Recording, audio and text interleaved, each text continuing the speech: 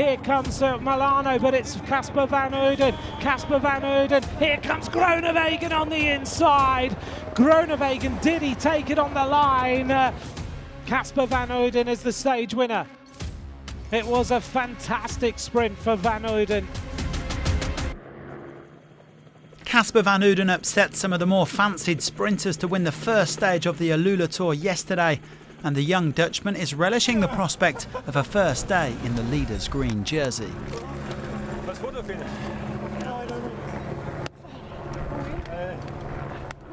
For me, it doesn't add more pressure. I think my goal succeeded, so we can just have fun and ride the best way we can, and we just enjoy it. And hopefully we can do something again today, but yeah, we will see. Today's punchy finish is likely to prove too tough for the pure sprinters, but it could be perfect for a man like Søren Werenskjold, who won last year on the uphill drag to Abu Raqqa.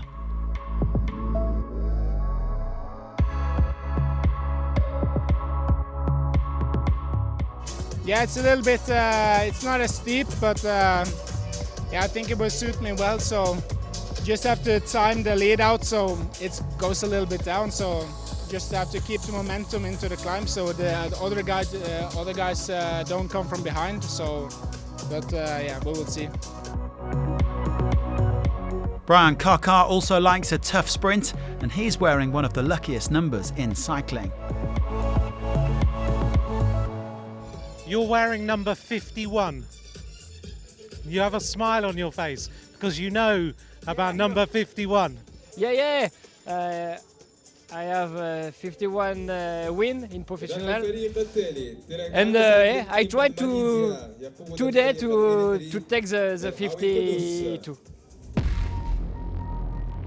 Today's final could also be important in the context of overall victory, and the British champion Fred Wright has promised to liven things up. My plan is to, pick up as many bonus seconds as I can on the way to the final climb, and yeah, try and survive, not lose too much time to the climbers, and then yeah, try and win the overall. Go for the GC. Why not?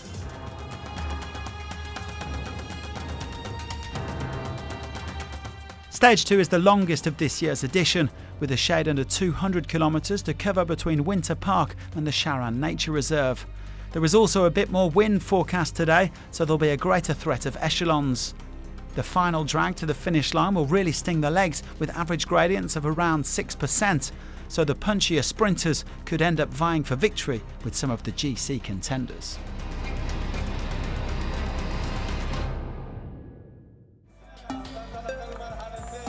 There was a bit of crosswind action before the live pictures began, with the peloton splitting into 4 groups at one point, but everything had calmed down with around 65 kilometres to go. Once again, there were 5 riders in the breakaway, with several of the same teams as yesterday on the move. Euskaltel Euskadi were this time represented in orange by Enekoyits Asparan, who discovered this race last year. Andreas Miltiadis, a 13-time champion of Cyprus, was up there for the Terengganu cycling team, along with 2 riders from Rujai Insurance. Tegjbayar Batshai Khan, the winner of last year's Tour of Thailand, and Polychronis Tortzakis, the Greek time trial specialist who made that late attack yesterday. The 5th member of the group was Atsushi Oka from JCL Team Ukio, who was quickest at the first intermediate active sprint.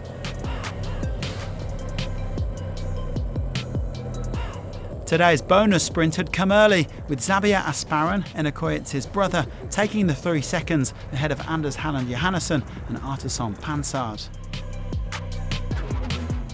With 55 kilometres to go, the breakaway had a lead of around 3.5 minutes, with the peloton being driven by Jaco AlUla, Soudal Quickstep and DSM Firmenich Post NL on behalf of their race leader, Casper Van Uden. The bunch ploughing into a cross headwind, and they were clearly wary of being caught out again. A sudden injection of pace quickly brought the gap down to under 2 minutes. Movistar trying to force some splits on behalf of their leader Davide Formolo, last year's runner-up who was selected ahead of the defending champion Ruben Guerrero.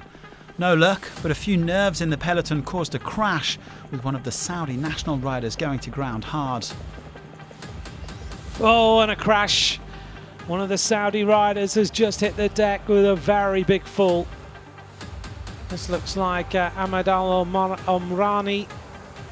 The breakaway had meanwhile reached the second intermediate active sprint, and Oka took another 3 points ahead of Bat Saikan.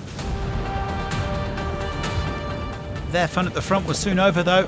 They were swallowed up by the peloton with 34.5 kilometres remaining.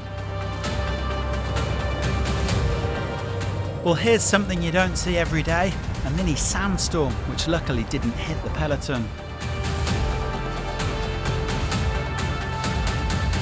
We saw Simon Yates caught out by a late puncture yesterday. Today it was Formolo's turn. Problem here, right hand side of the road for David Formolo. This is not good news because this race right now is full on. Formolo has a problem. The Italian chasing hard with the help of his teammates, Johan Jacobs and Matthias Norsgaard. Meanwhile, the peloton were getting a front row seat of one of the most spectacular sights in this part of the world, or indeed anywhere in the Kingdom of Saudi Arabia, the UNESCO World Heritage Site of Hegra, which will host the start of Friday's fourth stage. Perhaps the bunch slowed down to get a better look. Either way, Formolo was safely back in with just over 16k to go. Everyone's starting to jostle for position on the run-in, with the speed really increasing as they suddenly moved into a tailwind section. The peloton starting to thin out as the road began to rise, with Kofidis working on the front for Kokar. It was no real surprise to see Groenewegen dropped. He had, at any rate, been struggling with illness. And then the GC favourites began to make their moves. Rafał Majka was the first man to light it up for UAE Team Emirates. His teammate Finn Fisher-Black then had a go. Simon Yates also right up there. But the most decisive looking attack came from Pierre Latour.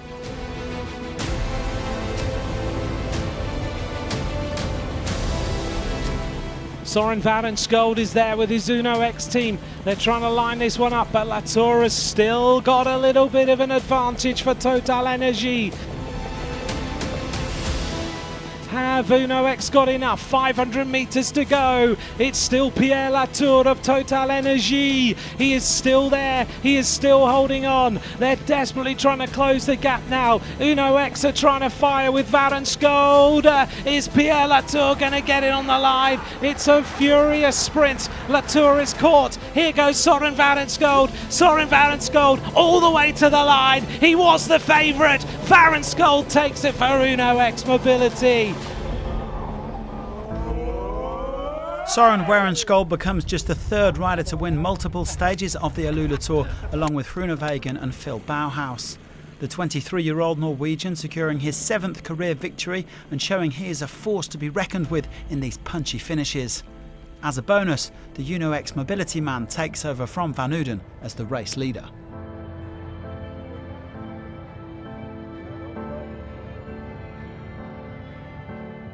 It was a little bit easier than the one we had last year. That was really steep, so this one was even better for me. And we wanted to stay in the front, but not too far up in the peloton in the last 4K. So we did perfect, and then we just tried to gather on the top and just try to keep the momentum in the last 500 meters, because it goes a little bit uphill, so you don't want to lose the power. So we just timed it perfect.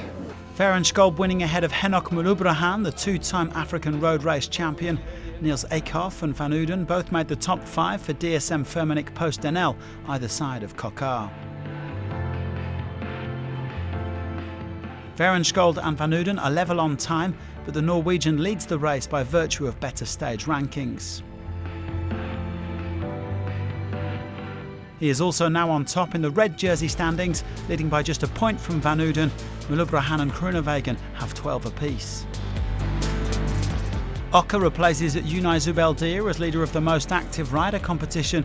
They both have 6 points, but the Japanese rider is better placed overall. And like Van Uden yesterday, Verenskjold has 3 jerseys. He is also our best young rider. Tomorrow should be a more classic sprint stage between AlUla International Airport and the AlUla Camel Cup track, so do join us again on Thursday, and thanks for watching.